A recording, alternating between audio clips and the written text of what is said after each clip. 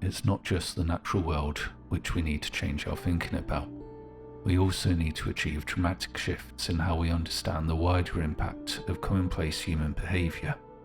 For example, many of the goods and commodities we come across in everyday life are produced unsustainably and often unethically.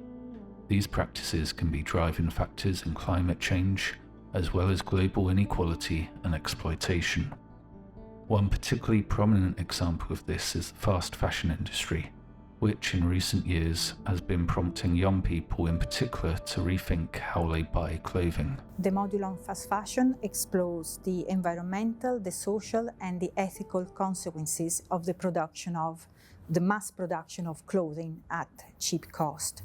So we analyze the fast fashion process starting from the extraction of the raw materials, the production of the garments, the transport to take them to the markets, and then their final disposal.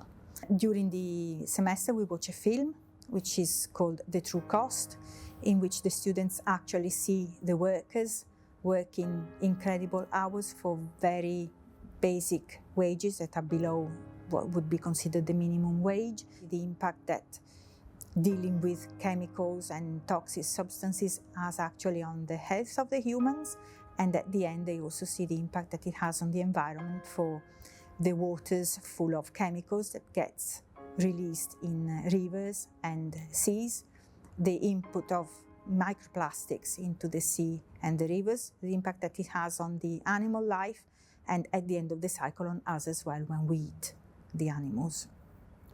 I am very optimistic for the future because I see that the younger generation are much more sensitive to these issues than, for example, I was when I was their age. They are more ready to act and they become more active. Once they are aware of the problem, they try to find solutions, they discuss them, and sometimes they come to me with some solutions that maybe I hadn't thought of, and they rethink the whole way they have to buy clothes and what they do with their clothes once they don't want to wear them anymore.